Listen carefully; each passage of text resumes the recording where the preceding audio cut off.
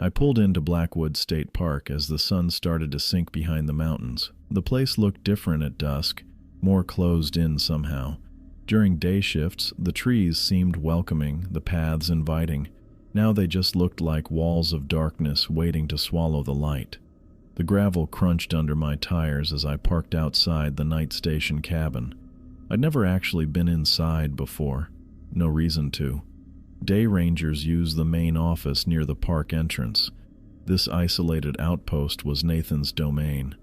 I grabbed my backpack and the thermos of coffee I'd brought.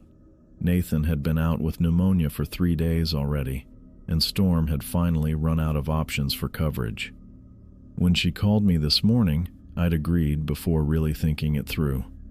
One overnight shift couldn't be that bad, right? The cabin sat about 50 yards from the access road, a small rectangle of weathered wood with a metal roof.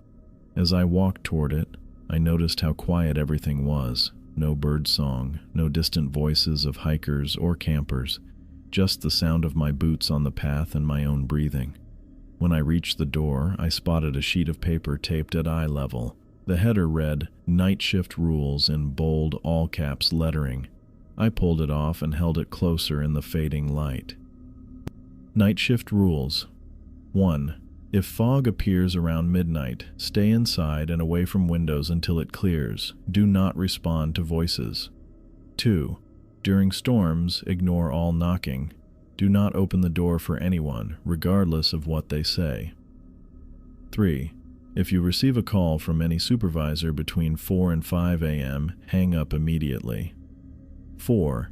If you see a tall figure at the edge of the trees, turn off all lights and stay away from windows until sunrise. I read it twice, trying to make sense of it. Was this some kind of joke, a hazing ritual for the new guy on night shift? But I wasn't new. I'd been a ranger at Blackwood for almost 3 years, just new to nights. I unlocked the door with the key Storm had given me and stepped inside, flipping on the lights. The cabin was even smaller than it looked from outside. A desk with radio equipment and a landline phone occupied one wall. A small kitchenette with a mini fridge, microwave, and coffee maker sat in the corner. A narrow cot with a thin mattress was pushed against the far wall. 4 windows, one on each wall, faced out in all directions. The place smelled of old coffee and the pine-scented cleaner the maintenance staff used. I dropped my backpack on the desk chair and pulled out my phone. 2 bars of service. Not great, but enough to make a call. I dialed Storm's number. She picked up on the 3rd ring. "Elliot." "Hey Storm, it's Cody. I made it to the night cabin." "Good. Everything okay?" I looked down at the rules paper in my hand. "Yeah, mostly. I found something weird taped to the door, though. Some list of night shift rules?" There was a pause on the other end. When Storm spoke again, her voice had changed slightly. More careful. "Oh, that. Probably just Nathan's idea of a joke. He has a strange sense of humor." "So I should ignore it?" Another pause. "What exactly does it say?" I read the 4 rules to her. The silence that followed lasted long enough that I checked my phone to make sure we hadn't lost connection. "Storm?" "It's nothing to worry about," she said finally. Her tone aimed for dismissive but missed the mark. "Just Nathan being Nathan. You know how he gets." I didn't, actually. Nathan kept to himself. We had a professional relationship, exchanging information during shift changes when our schedules overlapped, but nothing more. He wasn't exactly the office prankster type. "Are you sure? Because these seem pretty specific for a joke." "Look, Cody," Storm said, her voice firmer now. "It's one night. Just keep an eye on the park. Handle any calls that come in, and you'll be back on days tomorrow. That's all you need to worry about." "All right," I said, not entirely convinced. "If you say so." "I do. Call if there's an actual emergency. Otherwise, I'll see you tomorrow afternoon." She hung up before I could say anything else. I put my phone down and looked at the rules again. Storm's reaction hadn't been reassuring. If anything, it made me more curious. She'd seemed not scared exactly, but uncomfortable. like she knew something she wasn't telling me. I sat down at the desk and turned on the computer. While it booted up, I made a cup of coffee from the grounds Nathan had left. The coffee maker looked like it had seen better days, but it still worked. Once logged in, I pulled up the incident reports from the past week. Mostly routine stuff, a lost hiker who found their way back before search and rescue was mobilized, a campfire left unattended that another camper reported, a minor first aid situation with a kid who fell and scraped his knee. But as I dug deeper into the older reports, I started noticing patterns.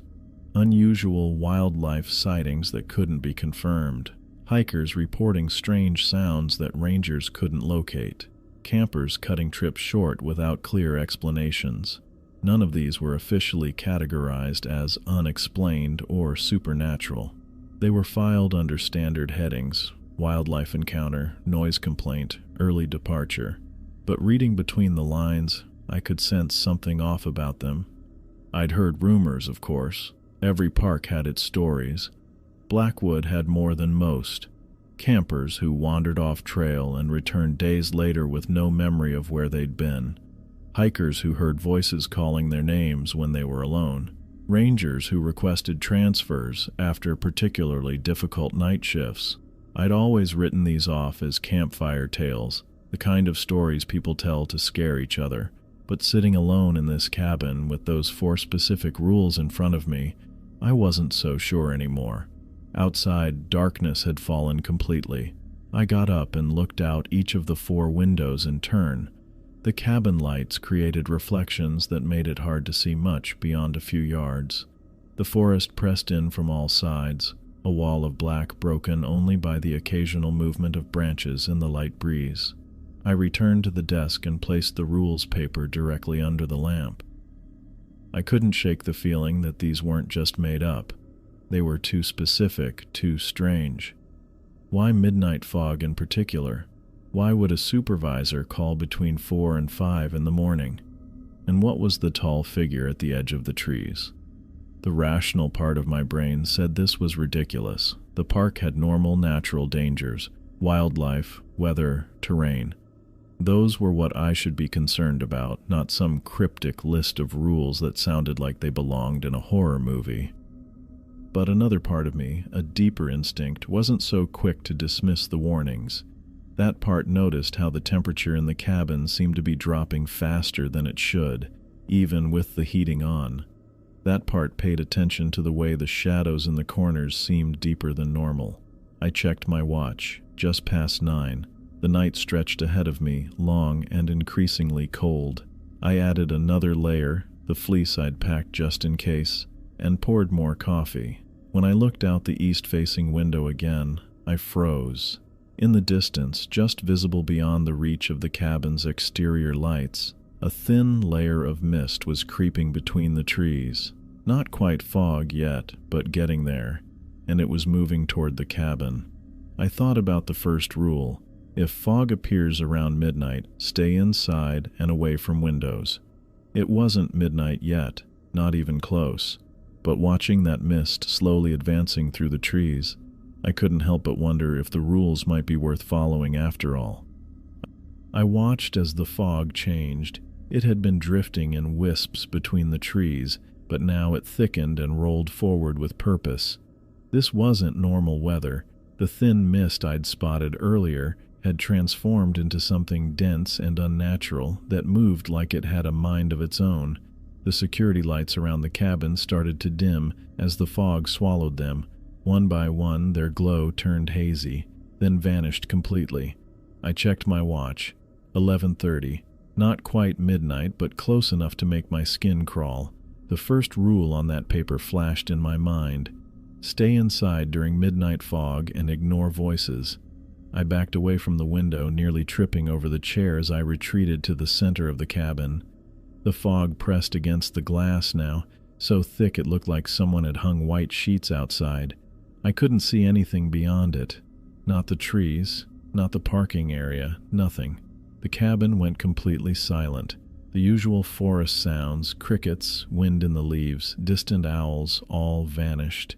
Even the hum of the small refrigerator seemed muffled. The silence felt heavy, like pressure building in my ears. Then I heard it. Footsteps, slow and deliberate, crunching on the gravel that surrounded the cabin. Someone walking with measured steps, circling the building. I froze, listening as they made a complete loop, passing each window in turn. "Cody?" My name floated through the fog, spoken in a voice that sounded almost familiar. I couldn't place it exactly. It was like hearing someone you know speaking through water. "Cody, I know you're in there." How did it know my name? Nobody was supposed to be out here. The park was closed to visitors after dark, and Storm hadn't mentioned sending anyone else out tonight. I stayed rooted in place, remembering the rule. Stay inside during midnight fog. Ignore voices. "Cody." The voice moved from the front window to the side one. "Come outside. There's something important you need to see." I grabbed my phone from the desk. No service now. The bars that had been there earlier were gone. The landline still worked, but who would I call? What would I say? That I was hearing voices in the fog. "It'll only take a minute," the voice continued, now at the back window. "Just step outside. I need your help with something." The tone was friendly, conversational, like a colleague asking for a hand with some task.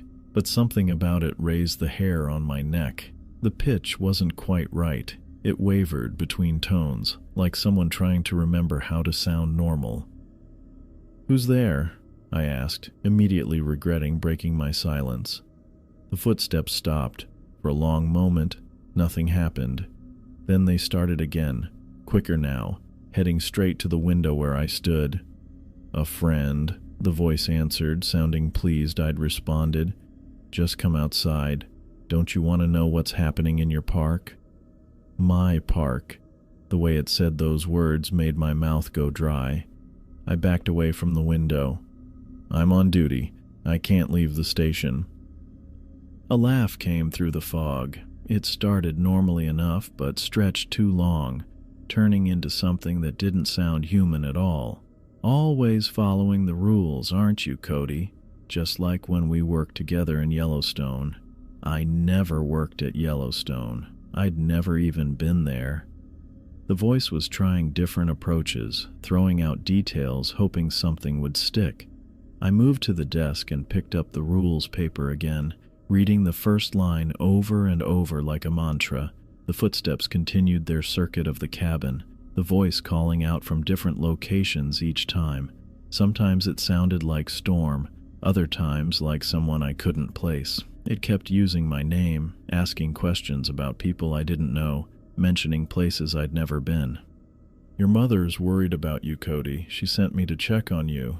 My mother had been dead for 5 years. My hands shook as I poured myself more coffee, spilling some on the desk. I didn't drink it. My stomach was too tight, but I needed something to do with my hands. The voice grew more insistent as time passed. "You're making a mistake staying in there. There's a lost child in the woods. Don't you want to help? What kind of ranger are you?"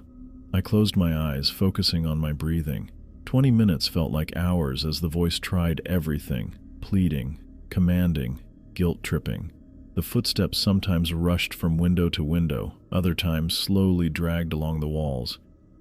Then, as suddenly as it had arrived, the fog began to retreat. I watched through a small corner of the window as it pulled back into the forest, like the tide going out. The security lights flickered back to life one by one, casting their familiar glow on the empty clearing around the cabin. The voice faded with the fog, its last words barely audible. "I'll come back for you, Cody." When I was sure it was gone, I stumbled to the kitchenette. My hands shook so badly that I had to use both of them to measure the coffee grounds. I spilled half of them on the counter but managed to get enough into the filter. The familiar routine helped calm my nerves, giving me something normal to focus on. The coffee maker gurgled to life. I leaned against the counter, suddenly aware of how tense my body had been. My shoulders ached and my jaw hurt from clenching it. I checked my watch again. 12:10. The whole thing had lasted less than half an hour, but it felt much longer. The night shift had barely begun. I still had hours to go before dawn. I tried to make sense of what had just happened. Maybe it was some kind of prank? A local who knew rangers staffed the night station. But how would they know my name? And that fog wasn't natural. It had moved with purpose, with intelligence. The coffee finished brewing, and I poured a cup with still unsteady hands. The hot liquid scalded my tongue, but I welcomed the pain. It grounded me in reality. I sat at the desk, the rules paper now flat in front of me. The first rule stared back at me. Stay inside during midnight fog and ignore voices. I'd followed the rule and survived whatever that was. But I couldn't shake the feeling that this was just the beginning of a very long night. I checked my phone for weather alerts. They'd been pinging all night. Severe thunderstorm warning, flash flood watch for the county. The radar showed a massive system sweeping across the state, and Blackwood sat right in its path. The first drops hit the cabin roof around 2. Light at first, a scattered tapping that quickly built into a steady drumbeat. I'd been fighting to stay awake after the fog incident, but the intensifying storm jolted my senses back to full alert. By 2:15, the rain hammered down with brutal force. Wind howled through the trees, bending branches at angles that made me wince. The security lights outside cast eerie, shifting shadows as the forest thrashed in the gale. I stood at the window, watching water sluice down the glass in sheets. The night had transformed into a churning mess of black and gray, visibility reduced to maybe 10 feet beyond the cabin. My coffee had gone cold. I turned away from the window to reheat it when I heard it. 3 knocks on the front door. Distinct, deliberate, not the random tapping of debris blown by the wind. I froze, mug halfway to the microwave. "Hello? Is anyone there? Please help." A woman's voice called from outside, barely audible over the storm's roar.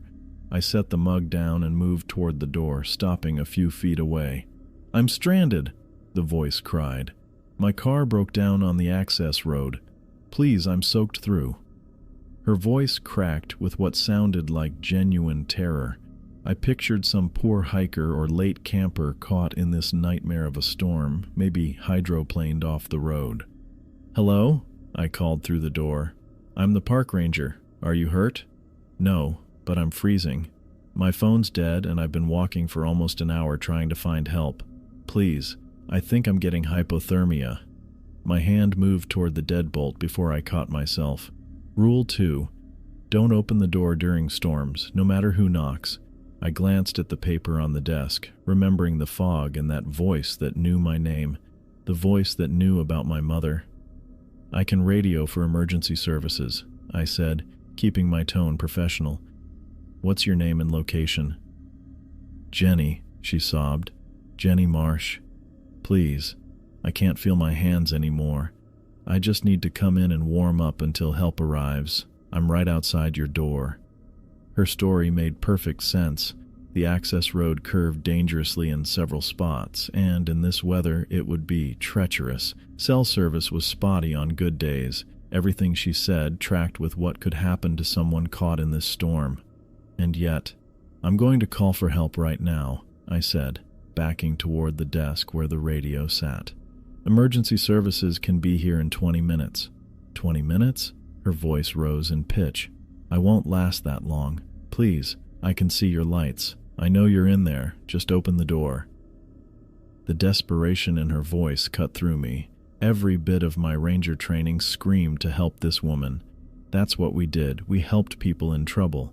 We didn't leave them to freeze in thunderstorms because of some weird list of rules taped to a door. "Ma'am, I'm following protocol," I said, the lie bitter on my tongue. "I'm radioing for help now." I reached for the radio, turning the dial to the emergency channel, and just like that, the knocking stopped. I waited, hand on the radio, listening for her voice. Nothing but the howl of wind and the pounding rain. "Hello?" I called out. "Ma'am, are you still there?" Silence. I moved to the window beside the door, cupping my hands around my eyes to block the interior light. The porch was empty. The rain continued to pound down, creating a curtain of water at the edge of the covered porch. No footprints, no car lights in the distance, no sign anyone had been there at all. I checked each window in turn, scanning as far as visibility allowed. Nothing. No woman running for shelter, no figure retreating down the path. Just rain, wind, and darkness. For the next hour, I kept watch as the storm gradually weakened. The downpour thinned to a steady rain, then a drizzle. The wind died down until the trees stood almost still again, dripping quietly in the night. Throughout it all, I kept looking for any trace of the woman who had knocked. I sat at the desk, the rules paper flat in front of me. My ranger training and my conscience battled with what I'd just done, or rather, what I hadn't done. If that had been a real person, I'd left them exposed to dangerous conditions. If someone died of exposure tonight because I'd followed these bizarre rules. But something felt wrong about the whole encounter. The timing, right after the fog incident. The way the knocking had stopped the moment I reached for the radio. The complete absence of any trace outside. I picked up my pen and added notes to the paper margin. Rule 2 tested. Woman's voice during storm. Claimed car broke down. No visual confirmation. Disappeared when I offered to radio for help. The cabin felt colder somehow, despite the heating. I wrapped my hands around a fresh cup of coffee and watched the trees drip outside the windows, wondering if Jenny Marsh had ever existed at all. The phone rang, cutting through the silence of the cabin. I glanced at the digital clock on the desk. 4:20 in the morning. My hand hesitated over the receiver. Rule 3 from that paper flashed through my mind. Hang up on supervisor calls between 4 and 5 a.m. But I needed to answer to know if it was actually my supervisor. I picked up on the third ring. Blackwood Night Station, Ranger Patel speaking.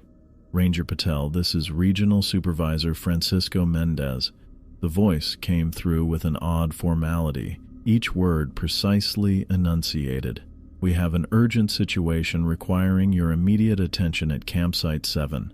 Reports indicate suspicious activity that needs investigation right away. Something felt wrong. The voice had a strange quality to it, like it was speaking through a tunnel, with a slight echo following each word. And in my 3 years at Blackwood, I'd never heard of any supervisor named Mendez.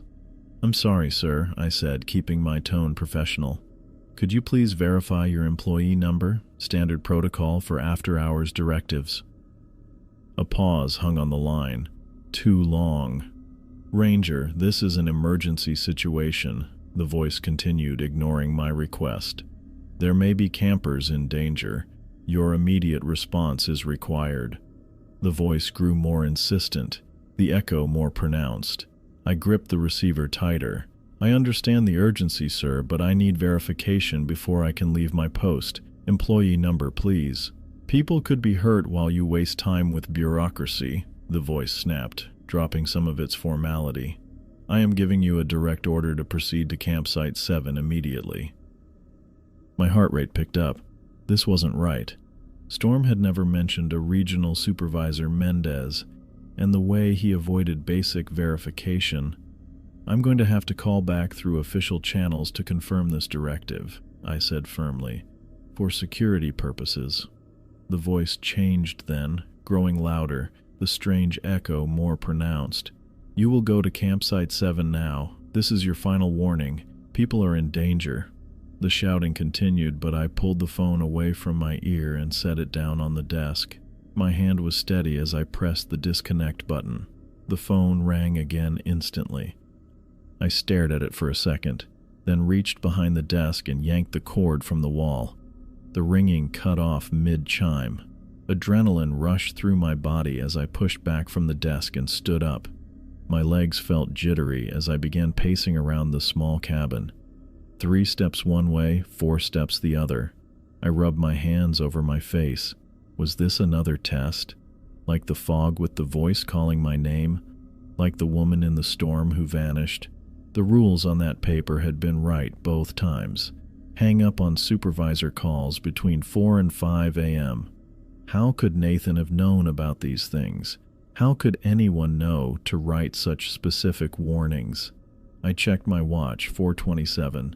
Less than 2 hours until dawn. My eyes burned with exhaustion. I'd been awake most of the night, jumping at every sound, questioning every shadow.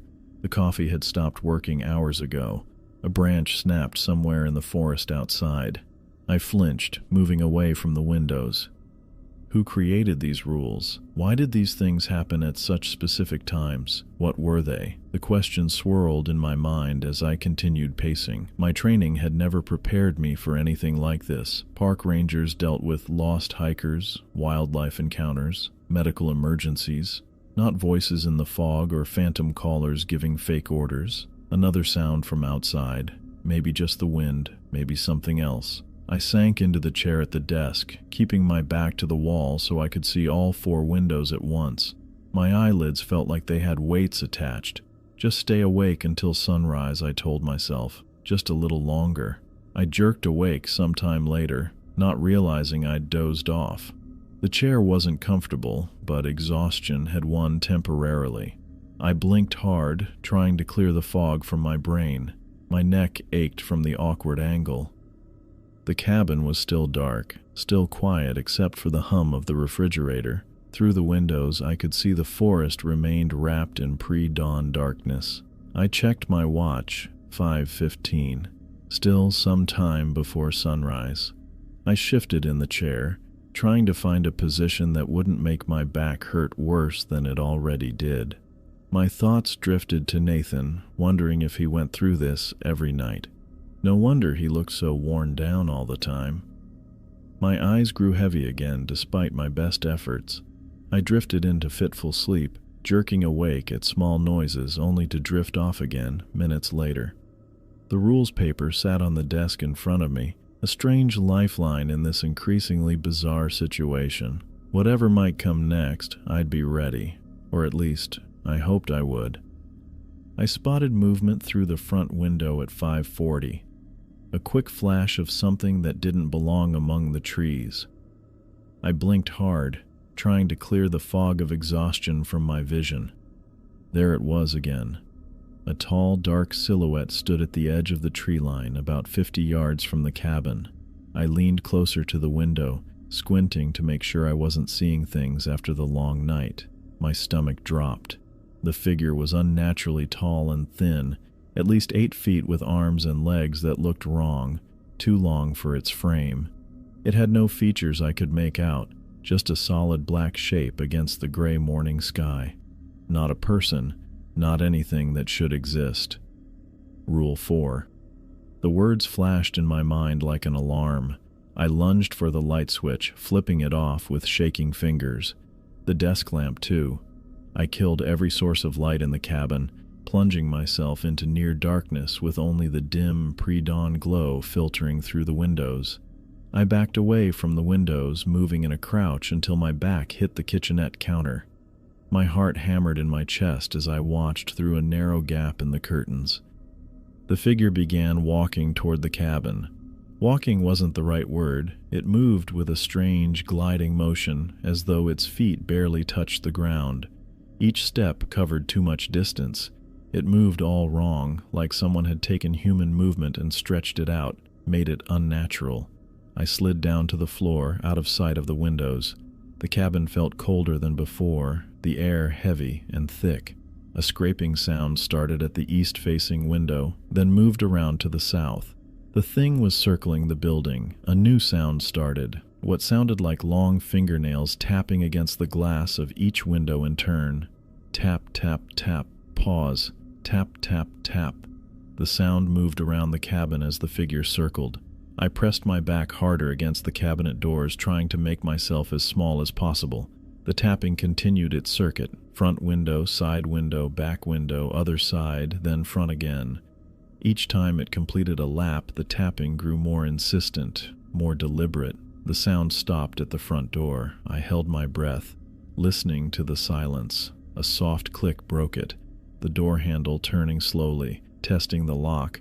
Thank God I'd engaged the deadbolt earlier. The handle jiggled again, more forcefully this time, rattling the door in its frame. I covered my mouth with my hand to keep from making any sound. The door handle stopped moving, but I could feel it out there, waiting. A long scratch dragged down the door's exterior, the sound making my skin crawl. For what felt like hours, but my watch told me was 30 minutes, the figure remained near the cabin. Sometimes it would go quiet for 5 or 6 minutes, making me wonder if it had left, only to start up again with more tapping or scratching at the walls.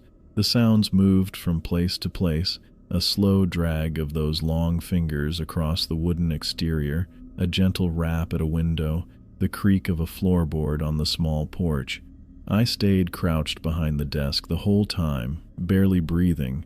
My legs cramped and my back ached, but I didn't dare move. I kept my eyes fixed on the gap between the floor and the bottom of the desk, watching for any shadow that might indicate the thing had somehow gotten inside. The scratching at the east window became more persistent, then abruptly stopped. The silence stretched out for minutes. 5, 10, 15. No tapping, no scratching, no movement outside. I waited several more minutes, counting slowly in my head before I dared to move. My joints protested as I uncurled from my position. I crawled to the window, staying below the sill, and raised myself just enough to peek through a tiny gap in the curtains.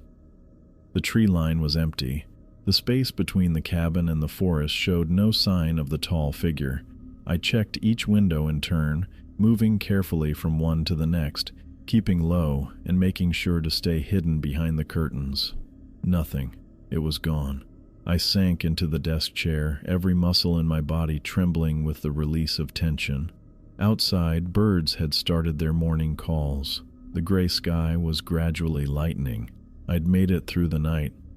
I heard the rumble of Nathan's truck before I saw it, the engine's familiar growl cutting through the early morning quiet. Sunlight sliced between the trees in bright shafts, catching dust motes and making them dance in the golden light. I checked my watch, 6:30 on the dot. Nathan was nothing if not punctual. My whole body ached from the night spent alternating between tense vigilance and uncomfortable dozing. I pulled myself up from the desk chair where I'd been sitting since the tall figure had disappeared, muscles protesting after hours of barely moving. A car door slammed outside. Footsteps crunched across the gravel, steady and unhurried. Then came the knock, 3 sharp raps on the door. "Cody, you in there? It's Nathan."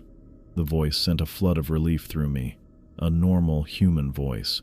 I moved to the window beside the door and peered through a crack in the curtain.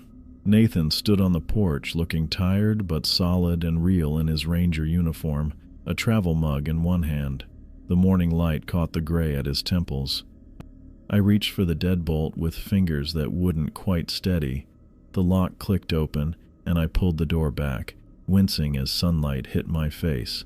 Nathan took one look at me and his expression shifted. "Jesus, Cody, you look terrible." His eyes narrowed as he scanned my face. "Everything all right?"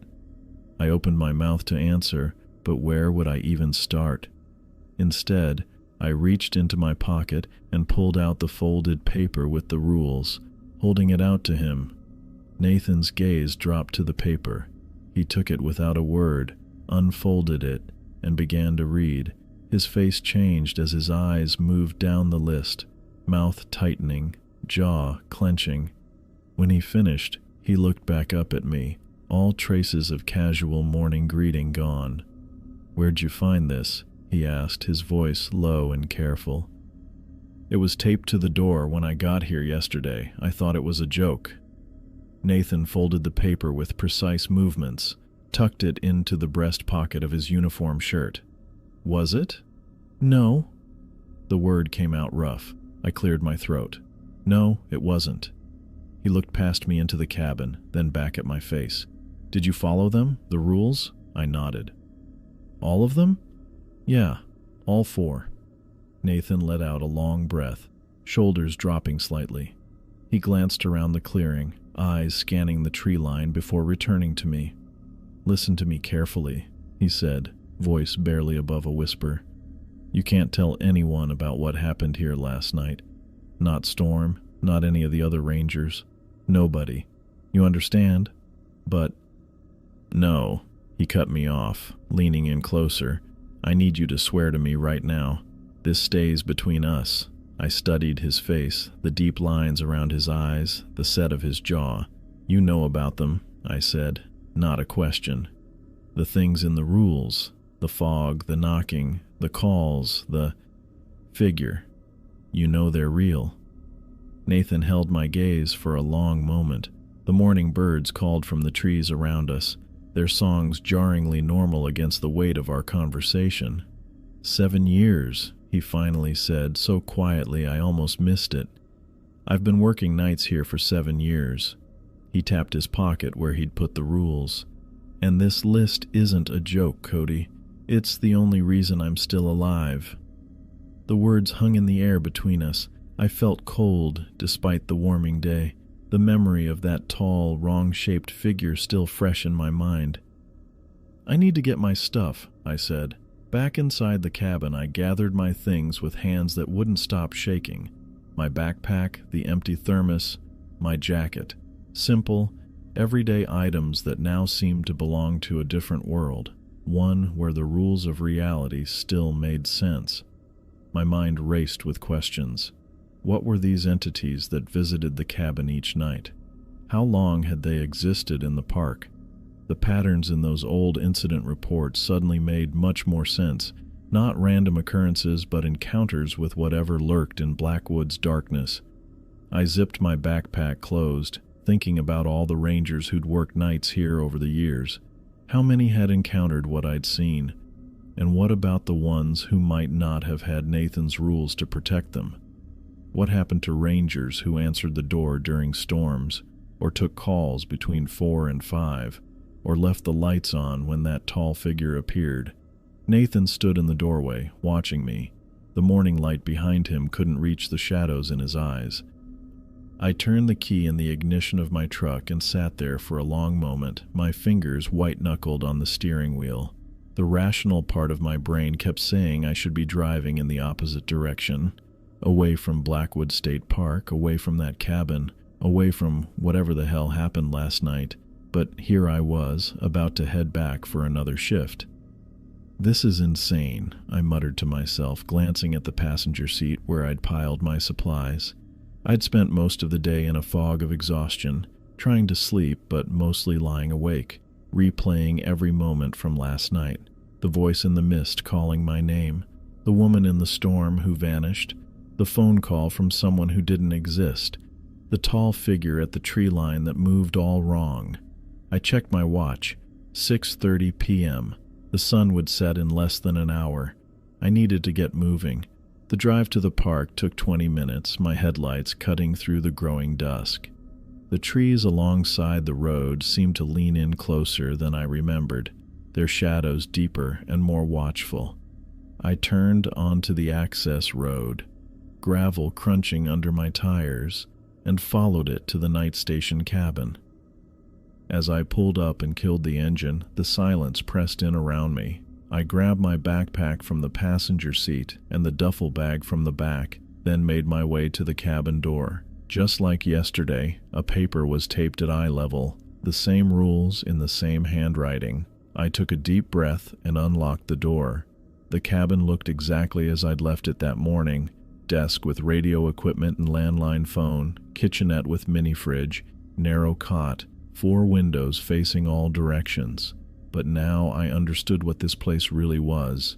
Not just a night station, but a fortress against things that shouldn't exist. I set my bags on the desk and began unpacking methodically. From my backpack, I pulled out a leather-bound journal I'd bought at the general store on my way home this morning, along with several pens. From the duffel, I removed extra batteries, a heavy-duty flashlight that could double as a weapon if needed, a sleeping bag, and a small camping stove with fuel. "If I'm really doing this," I said to the empty room, "I'm doing it prepared." I opened the journal to its first blank page and wrote the date at the top, followed by a detailed account of everything that had happened the previous night. I wanted a record, something concrete I could reference. When I finished, I flipped to a new page and created sections: fog voice, storm, knocking, phone calls, and tall figure. The desk clock read 7:45 p.m. I had hours before midnight when the fog might return.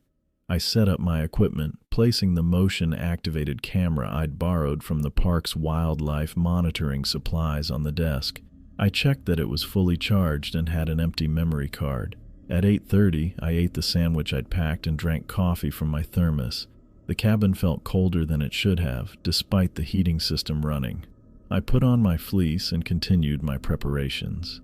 By 10 p.m., I'd positioned the camera so it could be quickly moved to any window. I'd also drawn rough diagrams of the cabin and surrounding area in my journal, marking the tree line's distance and noting potential entry points around the structure. At 11:15, I noticed the first wisps of mist between the trees. I stood at the east-facing window, watching as it thickened and began to move with that same purposeful quality I'd observed last night. "Here we go," I said, feeling my heart rate increase. I grabbed the thermometer I'd brought and placed it on the windowsill. The temperature inside the cabin was 68 degrees. As the fog approached, I watched the reading drop. 65, 63, 60. Within minutes, it had fallen to 54 degrees, though the heating was still running. In my journal, I wrote, "Temperature drops approximately 14 degrees as fog approaches. No visible source of cold.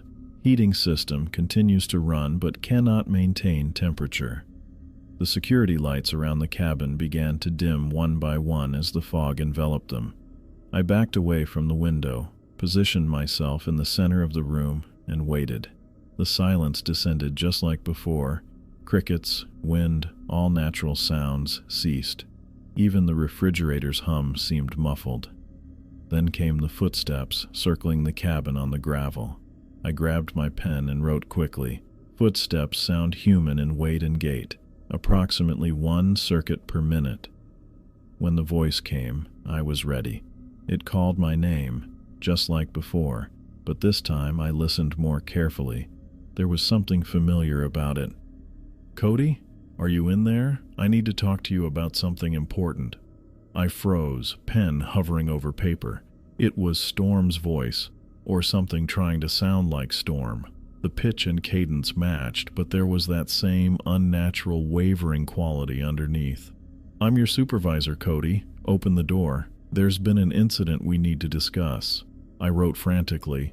"Entity mimicking Storm's voice. Knows our relationship, using authority angle."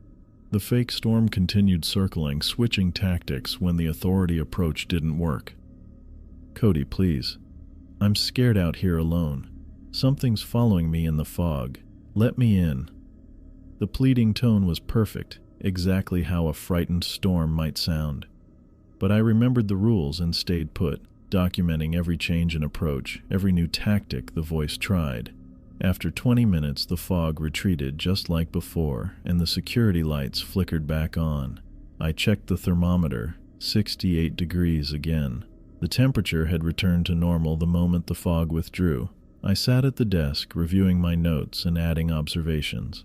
The entity in the fog had specifically chosen to mimic someone I knew and respected, someone with authority over me. That suggested it could access information about my relationships, or perhaps it had observed my interactions with Storm. At 1:30 a.m., my phone pinged with a weather alert. The storm was coming, just like last night. I set up the motion-activated camera on a tripod facing the front door and turned it on. Rain began hitting the roof at 1:45, quickly becoming a downpour. When the 3 distinct knocks came at the door, I was ready. A woman's voice called out, claiming to be lost, her story nearly identical to Jenny Marsh from the night before. I stood well back from the door, watching the camera's display. It showed the porch clearly, but there was no one there, just empty space where the voice seemed to be coming from. "I can see you on camera," I called out. "There's no one there." The knocking stopped instantly. The voice went silent. I checked the footage on the camera, nothing but an empty porch being pelted by rain. No footprints formed in the wet ground. No movement triggered the motion sensor. In my journal, I wrote, "Entity not visible on digital recording. Voice seems to come from empty space, stops when confronted with evidence of monitoring. The storm continued for another hour before gradually subsiding. I used the time to review my notes and prepare for what might come next. At 4:15 a.m., I sat staring at the phone on the desk. According to the rules, a call would come between 4 and 5. I'd been thinking about this particular phenomenon all day. Last night, I'd hung up and unplugged the phone. Today, I wanted to learn more. I'd brought a small toolkit and used it to open the junction box where the phone line entered the cabin. What I found made my skin crawl. There was no connection. The line from the phone ran to the wall but terminated in the junction box without connecting to any outside line. The phone shouldn't have been able to ring at all. At 4:22, it rang anyway.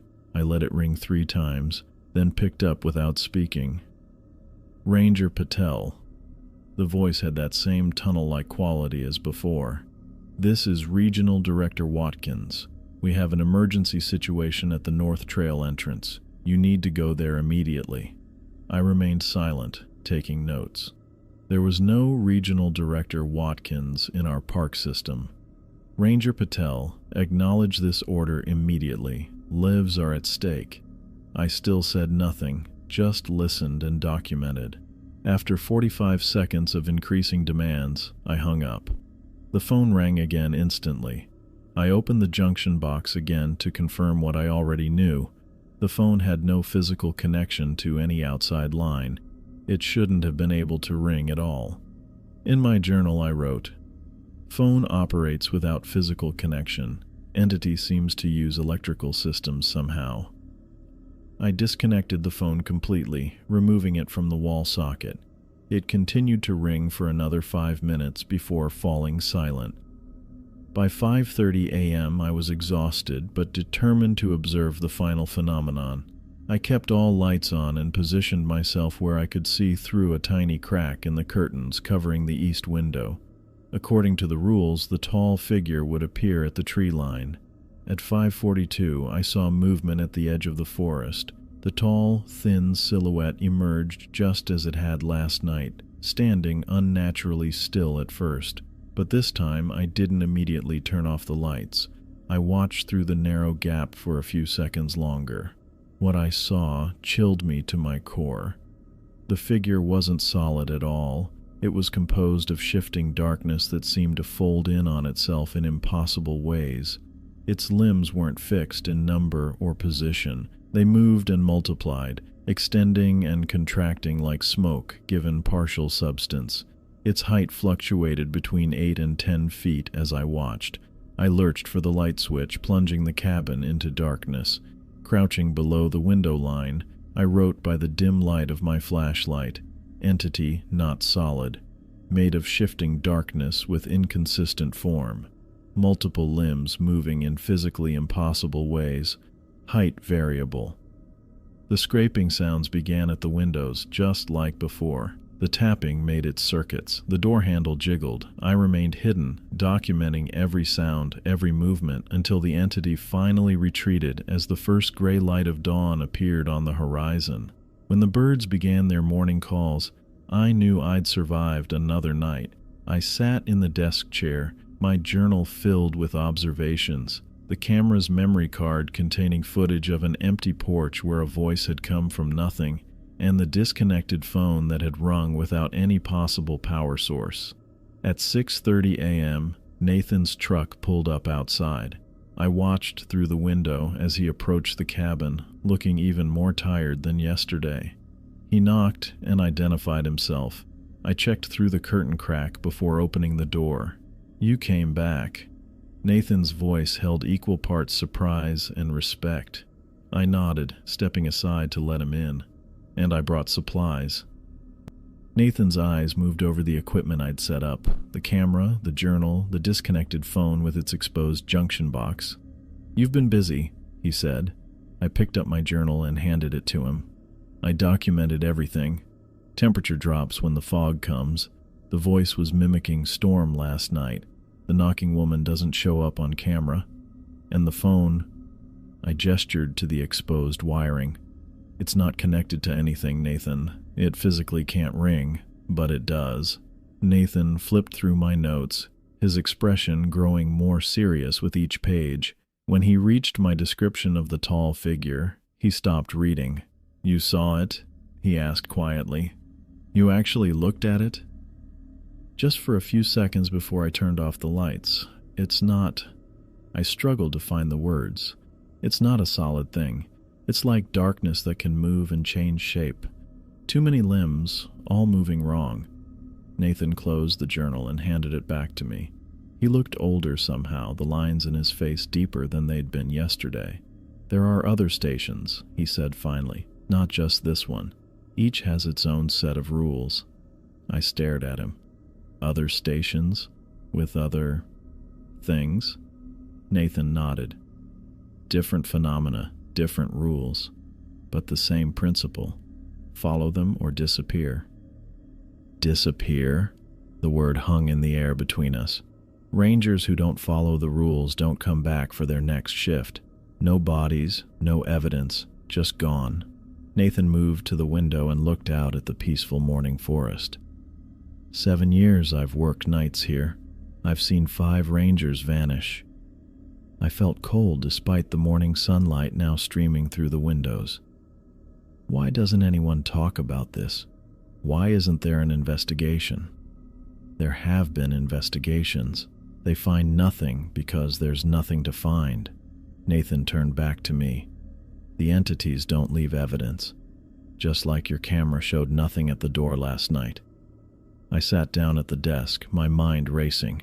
We need to understand what's happening here, what these things are, why they're here, how to stop them. Nathan was quiet for a long moment. "I've been trying to understand for 7 years. Alone." He looked at me, really looked at me. "But maybe with 2 of us." I met his gaze. "I'm staying on night shift. I need to know more. It's dangerous," Nathan warned. "These things, they're testing the boundaries, learning, adapting. All the more reason to understand them." I gestured to my journal. "I'll keep documenting everything. We can compare notes, look for patterns." Nathan nodded slowly. "Okay, I'll help you understand what's happening in Blackwood." He extended his hand. "Partners?" I took his hand and shook it firmly. Partners. Through the window, the morning sun illuminated the peaceful forest, no trace remaining of the impossible things that had stalked the night. But now I knew they were out there, waiting for darkness to fall again. And this time, I wouldn't just be surviving the night, I'd be studying the enemy. I spent weeks digging through old records with Nathan, the county archives, historical society, even the basement of the regional library where they kept the really old stuff nobody ever looked at. We'd been at it since the night we agreed to figure out what was happening at Blackwood, but the deeper we got, the less I liked what we found. "Got something," Nathan said, sliding a yellowed newspaper across the table toward me. We sat in his living room, surrounded by stacks of papers, books, and maps that had gradually taken over the space. I picked up the paper, careful not to tear the brittle edges.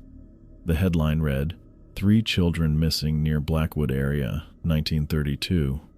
This makes 17 disappearances I've found before the park was even established," I said, adding it to our growing timeline. "And that's just what made it into official records." Nathan nodded, rubbing his eyes. The dark circles underneath had grown more pronounced over the past weeks. The tribal records were the most telling. The Lenape called this area the testing grounds. I glanced at the photocopied pages of the anthropologist's notes we'd gotten from the university archives. The translation described the woods as a place where testing spirits dwelled and warned people to avoid staying after dark. "They had rules too," I said. "Different from ours, but the same idea. Don't answer calls in the dark. Don't look directly at the tall ones. Keep fire burning all night." "Their rules worked for centuries," Nathan said, his voice low, "until settlers came and didn't know what they were dealing with. I leaned back in my chair, looking at the wall where we'd pinned everything in chronological order. The pattern was unmistakable once you knew what to look for. Disappearances, strange sightings, unexplained sounds, all centered around what eventually became Blackwood State Park. The land had been donated to the state in 1956 by a logging company that had tried and failed to clear it. Their official reason: the terrain was too difficult. The records we found told a different story. 8 loggers vanished in a single night. What I don't get, I said, is why the Park Service never connected these dots. Nathan gave me a tired look. You think they don't know? Why do you think they staff that night cabin? It's containment, not protection. The thought made my stomach turn. So they just... What? Feed it new rangers who don't know what they're walking into. 5 rangers in 7 years, Cody. Nathan's voice was flat. That's what I told you. All of them gone without a trace. I looked at the rules paper we'd pinned to the center of our research wall. 4 simple rules that kept us alive. But for how long? 2 nights later, I knew something was wrong the moment I arrived at the cabin. The air felt charged, like right before a massive thunderstorm, but the sky was clear and star-filled. Nathan's truck was already parked outside, and I found him inside checking the windows. Feel that? He asked without turning around. I nodded, even though he couldn't see me. Yeah. What is it? Don't know. He finished checking the last window lock and turned to face me. But something's different tonight. We went through our now established routine. Camera set up, temperature gauge by the east window, backup flashlights placed strategically around the room, journal open on the desk.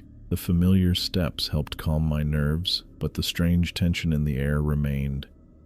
At 10:30, my phone pinged with a weather alert. I checked the screen, feeling my heart skip. Thunderstorm warning, I said, showing Nathan the radar. Coming in from the west. But the fog always comes from the east, he said, moving to the window. And it's not midnight yet. We shared a look. The entities had patterns. The fog at midnight, knocking during storms, phone calls between 4 and 5, the tall figure just before dawn. They were predictable, and that predictability kept us alive until tonight.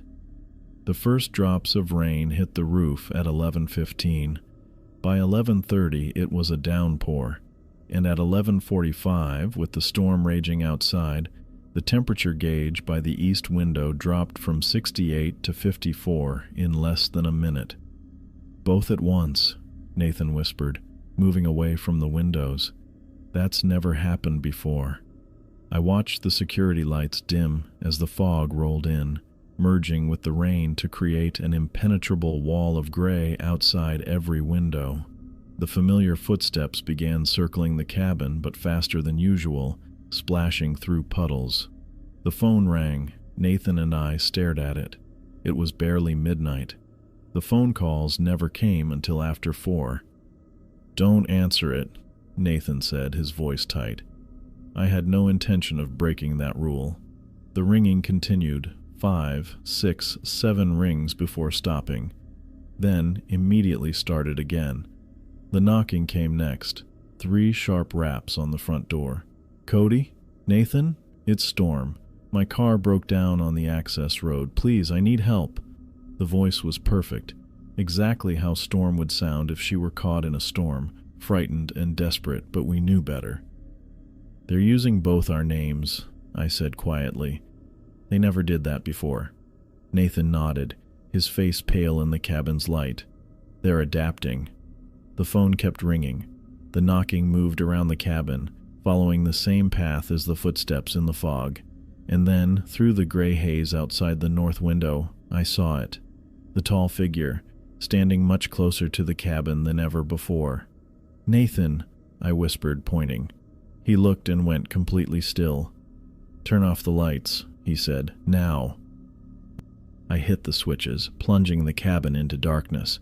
We crouched below the windows, listening as the chaos outside intensified. The knocking became pounding. The phone rang without pause, and now there were voices, multiple voices, calling our names. Cody, help me! It was my own voice coming from just outside the east window. "Nathan, they've got me!" My voice again, now from the south side. Nathan grabbed my arm, his fingers digging in.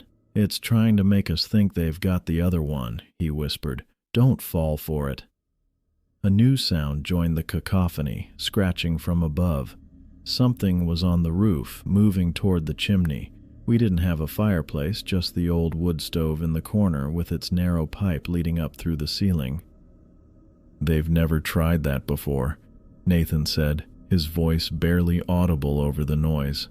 We moved away from the center of the room, pressing our backs against the wall furthest from the wood stove. The scratching grew louder, more frantic. Small bits of soot fell from the stovepipe. For hours we endured the assault. The entities tried everything, mimicking our voices, Storm's voice, even creating sounds like a child crying or a wounded animal whimpering. The tall figure moved from window to window, its form seeming to shift and grow each time I caught a glimpse of it.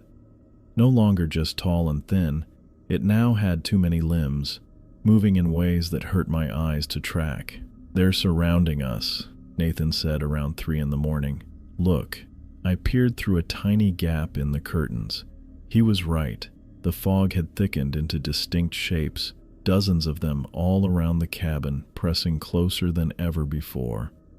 "Why tonight?" I whispered. "Why are they changing the pattern?" Nathan shook his head. "Maybe they're getting stronger. Maybe they're learning." At 4:30, with dawn still hours away, the assault reached its peak. The entire cabin shook with pounding. The phone rang with a shrill tone that didn't sound like a normal ring. And then came the sound of breaking glass, the small window in the bathroom that we'd covered but couldn't lock properly. "The bathroom!" I shouted, already moving. We reached the doorway just as a long, impossibly thin arm snaked through the broken window. It wasn't human, the proportions all wrong, the fingers too numerous and jointed in impossible places. It groped blindly, finding the doorknob from the inside. Nathan grabbed a flashlight and swung it like a club, connecting with the arm. There was no sound of pain, just a momentary retreat, before the arm shot forward again, this time wrapping around Nathan's wrist. "Help!" he yelled as it pulled him toward the broken window. I grabbed him around the waist, digging my heels into the floor. The thing was incredibly strong. Inch by inch, it dragged us both toward the jagged glass. Nathan's arm was already through the window up to his elbow, blood streaming from where the glass cut into his skin. "The rules," he shouted, his face contorted in pain. "We need something else." My mind raced, trying to remember anything from our research that might help.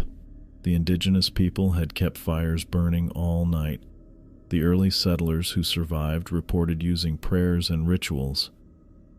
"The herbs," I said suddenly, remembering a journal entry we'd found from a trapper in 1887.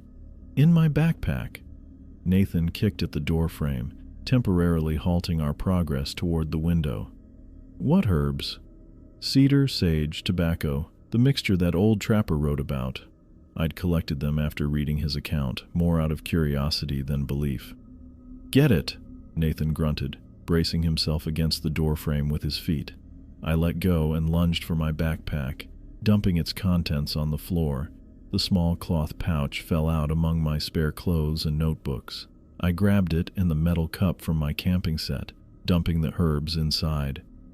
"I need fire," I shouted. "Lighter, right pocket." Nathan was losing ground, now halfway through the window. Blood covered his arm, making his grip on the door frame slippery. I fished the lighter from his pocket and sparked the herbs in the cup. They caught immediately, sending up a thick, aromatic smoke.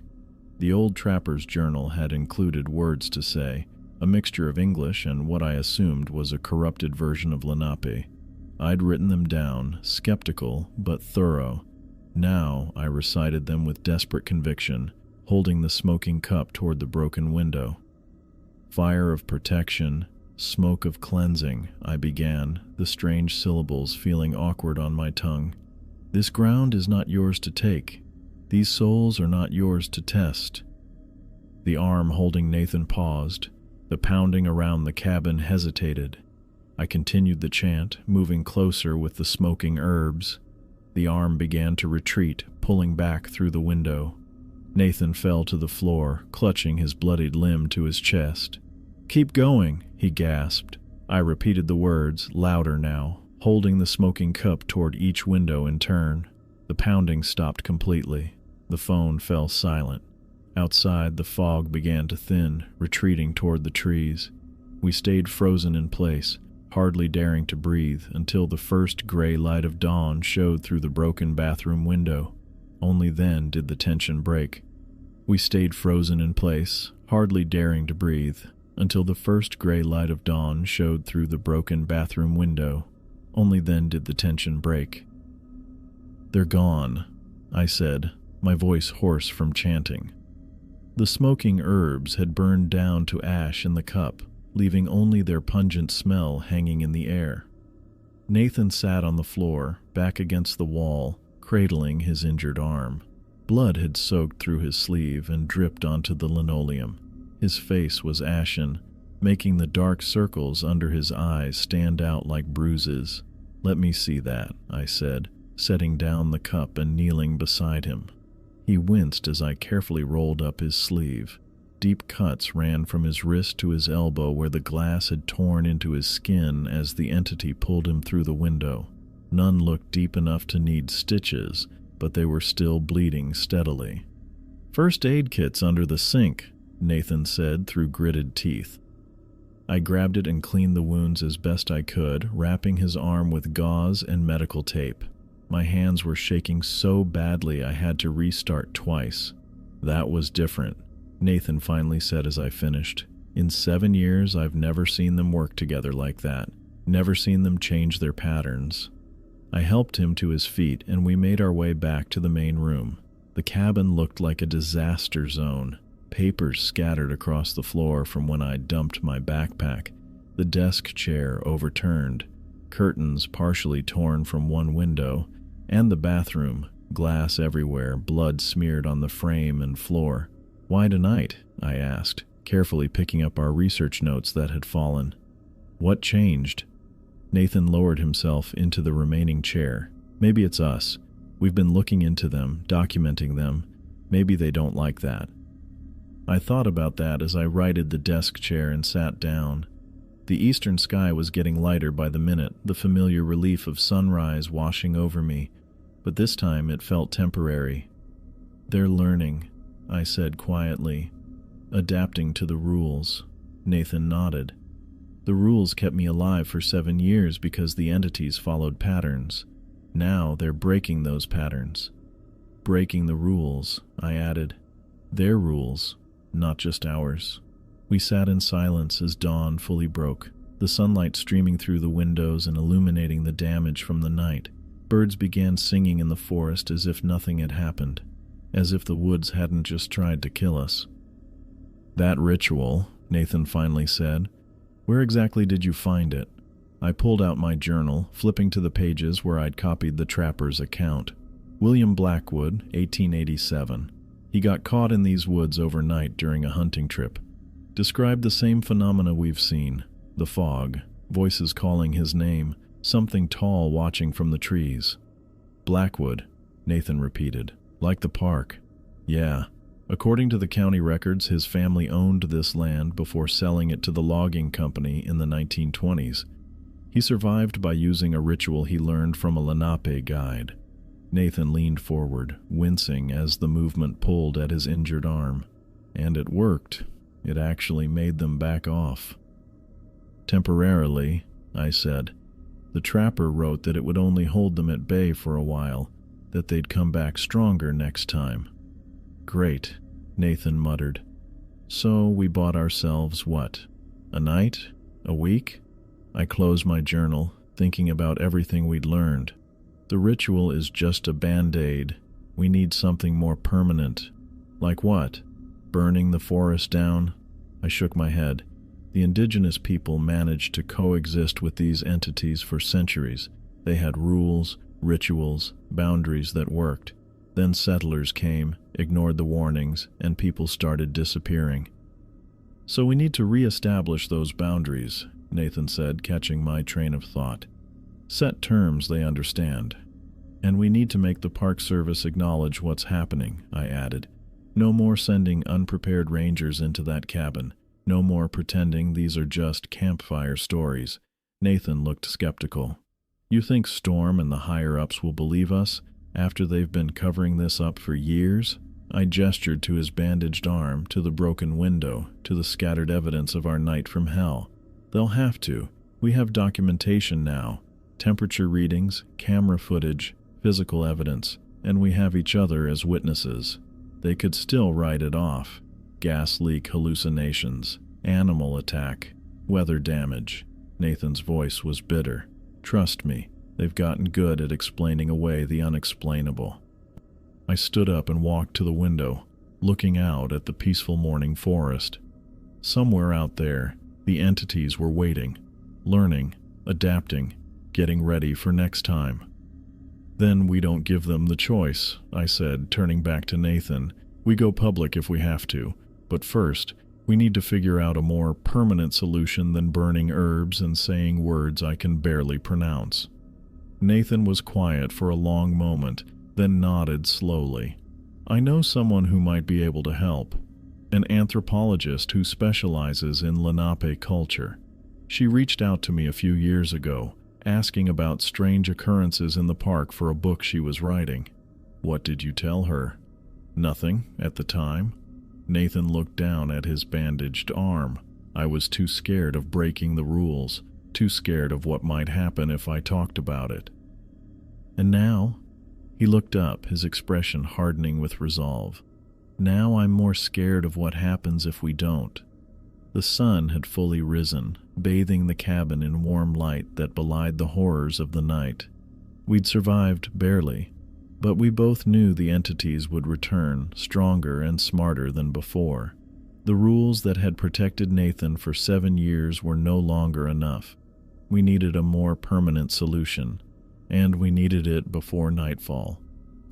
I sat in the rebuilt ranger station, watching as 2 park maintenance workers installed the final reinforced window on the east-facing wall.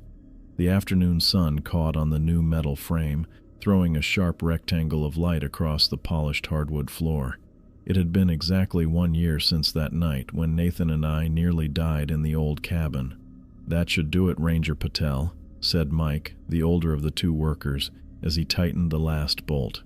These new windows would stop a hurricane, or whatever else might come knocking. I nodded, knowing he had no idea how right he was. Thanks, guys. Looks great. After they packed up their tools and left, I walked a slow circuit around the station, running my hand along the cool metal of the shutters that could now be deployed with the push of a button. The old cabin had been completely rebuilt from the foundation up, 3 times the size, with modern amenities and safety features that would make any ranger station envious. But the improvements weren't for comfort. The reinforced windows were designed to withstand more than weather. The steel shutters could seal the building in seconds.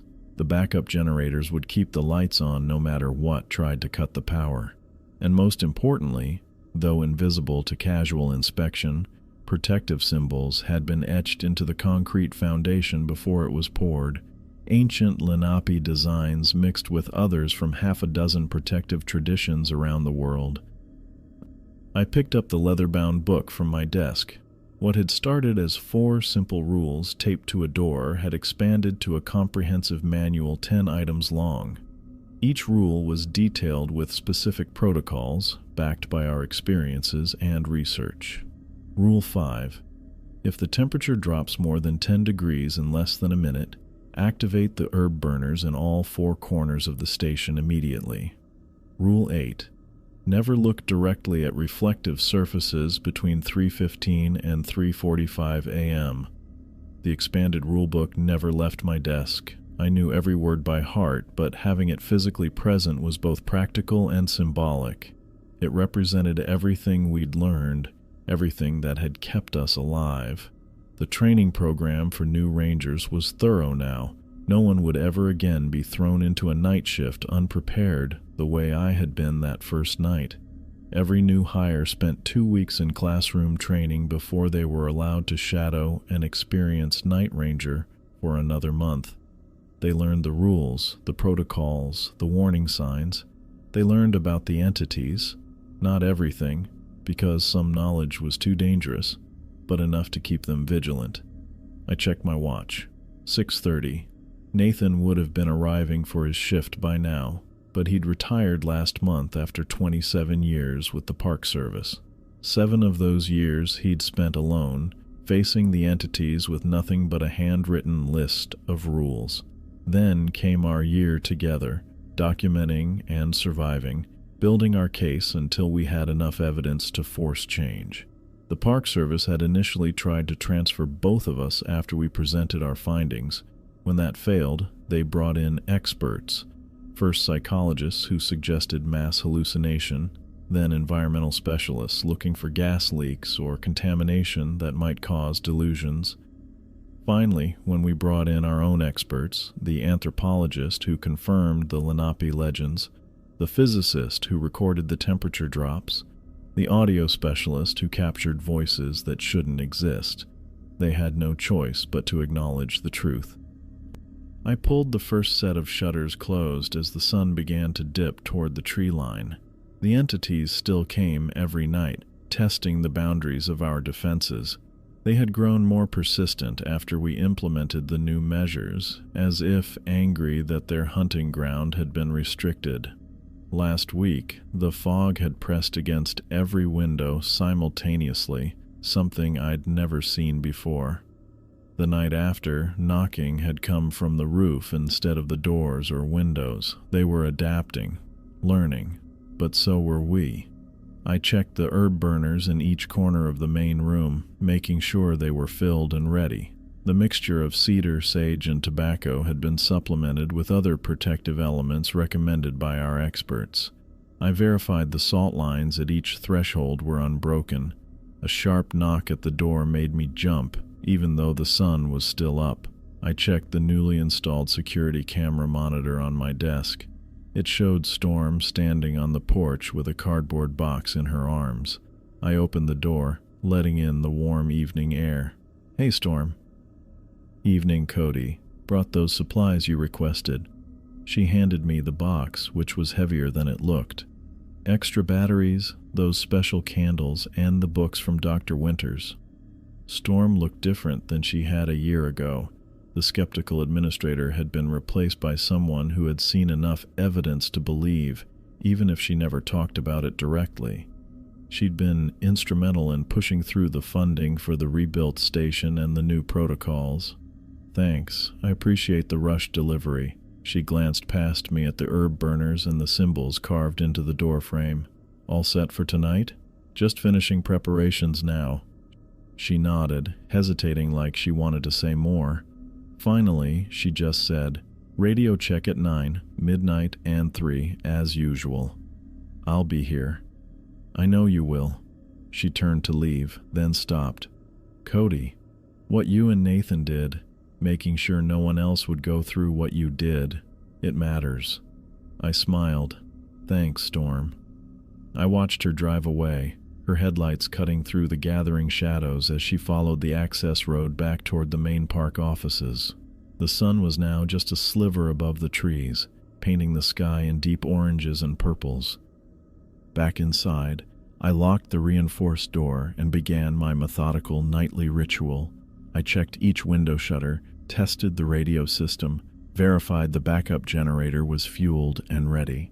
I placed my phone in the special lead-lined box that somehow, according to the physicist, helped prevent the entities from manipulating electronic signals. I set out my notebook and pens, ready to document whatever new tactics they might try tonight. That had become my purpose, to survive each night and record what I learned, adding to our understanding of these entities and how to defend against them. The original rules had saved my life, and now our expanded knowledge was saving others. As the last light faded from the sky, I sat at my desk with the rulebook open before me. The forest outside was beautiful in daylight, peaceful, natural, alive with normal wildlife and happy visitors. But at night, it transformed into something else, something ancient and dangerous that had been testing humans for centuries. The first security light clicked on automatically outside, casting a pool of brightness against the encroaching darkness. I was ready. The entities would come, as they always did, testing the boundaries, looking for weaknesses, trying to find a way in. But I knew the rules now, and that knowledge made all the difference.